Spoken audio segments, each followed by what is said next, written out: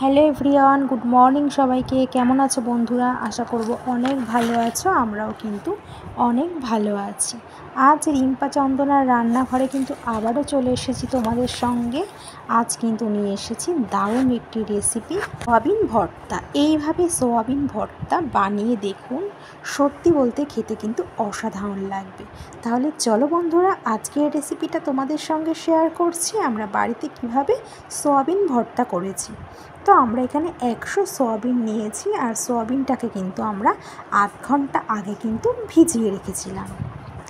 এবার কিন্তু আমরা এখানে নিয়েছি সোয়াবিন ভর্তার জন্য রসুন নিয়েছি 10 থেকে 12 কোয়া, আর নিয়েছি 2 কোয়ার মতন আদা, 5 থেকে 6টা কাঁচা লঙ্কা, আর আমরা নেব একটা ছোট পেঁয়াজ কুচি। ছোট সাইজের পেঁয়াজকে কুচি করে নিয়েছি।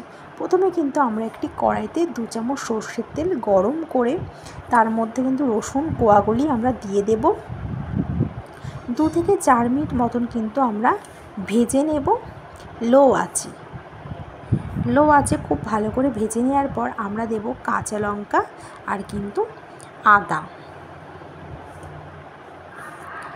এবার কিন্তু আমরা একটু নাড়াচাড়া করে নেব। একটু কিন্তু ভাজা ভাজা মতন করে নিতে হবে।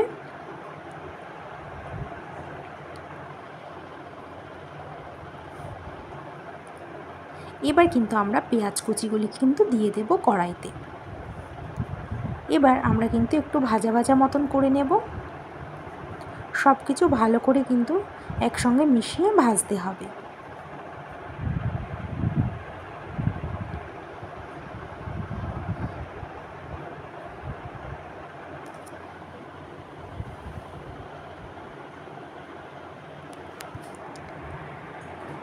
তো দেখো, খুব ভালো করে কিন্তু ভাজা ভাজা হয়ে গেছে।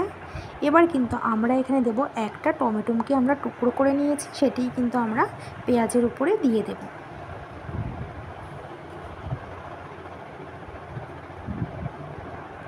এবার কিন্তু আমরা সব কিছু খুব ভালো করে ভেজে নেব। এবার 1 থেকে 2টো শুকনো লঙ্কা আমরা দিয়েছি। এবার দিয়ে কিন্তু আমরা খুব ভালো করে আরেকটু ভেজে আমরা ভালো করে নামিয়ে নেব একটি পাত্রে। তো সব কিছু আমাদের খুব ভালো করে ভাজা হয়ে গেছে। এবার এখানে কিন্তু আমরা একটি বাটিতে কিন্তু নামিয়ে ফেলেছি। এবার কিন্তু একটু ঠান্ডা হতে দেব। আর অন্যদিকে কিন্তু আমরা একটি মিক্সির জারে কিন্তু জল ঝরিয়ে নেওয়া আমরা সয়াবিনটাকে নিয়েছি। হালকা কিন্তু জলটাকে ঝরিয়ে নেব মিক্সির জারে। বেশি চিপবো না, কারণ বেশি চিপলে শুকনো হয়ে যাবে সয়াবিনটা, আর খেতে কিন্তু একদমই ভালো লাগবে না। এবার আমরা ভাজা পেঁয়াজ, রসুন, আদা, কাঁচা লঙ্কা, টমেটো সব কিছু আমরা মিক্সির জারে দিয়ে দেব। দিয়ে কিন্তু আমরা বেটে নেব। তো দেখো, আমাদের কিন্তু সব কিছু বাটা হয়ে গেছে আর দারুণ একটি পেস্ট হয়ে গেছে। এবার কিন্তু আমরা অন্যদিকে কিন্তু আমরা কড়াইতে 5 চামচ মতন সর্ষের তেল দেব, আর তেলটিকে কিন্তু আমরা খুব ভালো করে গরম করে নেব। তো দেখো, তেলটি কিন্তু গরম হয়ে গেছে। এবার কিন্তু আমরা এখানে একটি শুকনো লঙ্কা দেব। শুকনো লঙ্কাটাকে কিন্তু আমরা ভেজে তুলে নেব।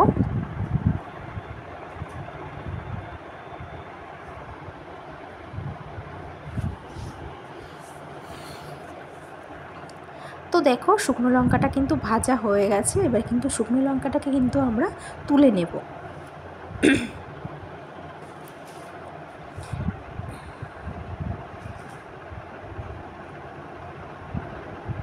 এবার কিন্তু আমরা ওই তেলেই কিন্তু আমরা দিয়ে দেব 1/2 চামচ মতন কালো জিরে। কালো জিরে দেওয়ার পরে কিন্তু আমরা সোয়াবিন বাটাটা কিন্তু আমরা কড়াইতে দিয়ে দেব। দিয়ে ভালো করে কিন্তু তেলের সঙ্গে আমরা নাড়িয়ে নেব। খুব ভালো করে কিন্তু নাড়িয়ে চাড়িয়ে নিতে হবে।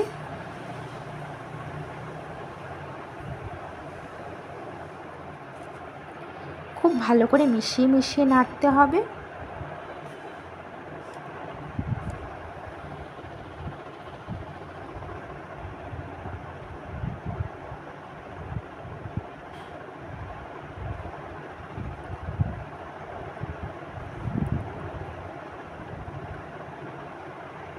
তো দেখো, খুব ভালো করে কিন্তু নাড়াচাড়া হয়ে গেছে। এবার কিন্তু আমরা দেব 1/2 চামচ হলুদ গুঁড়ো, আর স্বাদের জন্য দেব লবণ।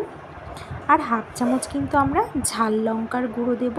আর ভর্তা জিনিসটা কিন্তু একটু ঝালঝালি ভালো লাগে, এর জন্য কিন্তু আমরা ঝালটা একটু বেশি দিয়েছি, ঝালের পরিমাণটা। দেখো আমাদের কিন্তু সব কিছু দেওয়া হয়ে গেছে। এবার কিন্তু খুব ভালো করে কিন্তু লো টু মিডিয়াম আছে কিন্তু আমরা নাড়তে থাকবো। খুব ভালো করে কিন্তু নাড়তে থাকতে হবে, নাড়াটা কিন্তু একদম বন্ধ দিলে চলবে না, খুব ভালো করে মিশিয়ে মিশিয়ে নাড়তে হবে।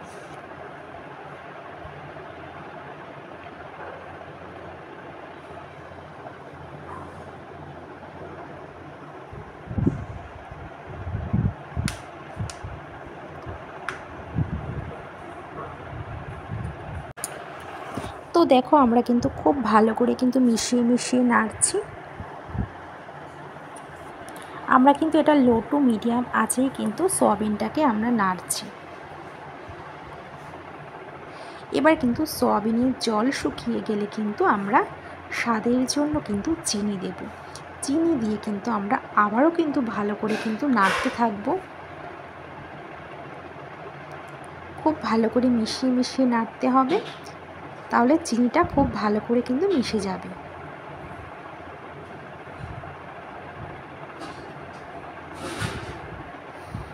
তো দেখো আমাদের কিন্তু সয়াবিন ভর্তাটা প্রায় হয়ে গেছে, জলটাও কিন্তু শুকিয়ে গেছে। এবার কিন্তু আমরা একটি প্লেটে কিন্তু নামিয়ে ফেলবো সয়াবিন ভর্তা। তো দেখো আমরা একটি প্লেটে নামিয়ে ফেলছি সয়াবিন ভর্তা, আর তার উপর থেকে একটি শুকনো লঙ্কা ভাজা দিয়েছি। গরম ভাতের সঙ্গে পরিবেশন করব এই সয়াবিন ভর্তা। সয়াবিন ভর্তা কিন্তু পাতে থাকলে এই ভর্তা দিয়েই কিন্তু সব ভাত এক নিমেষেই শেষ হয়ে যায়। তো ফ্রেন্ডস, কেমন লাগলো আজকে আমাদের সয়াবিন ভর্তার রেসিপিটা?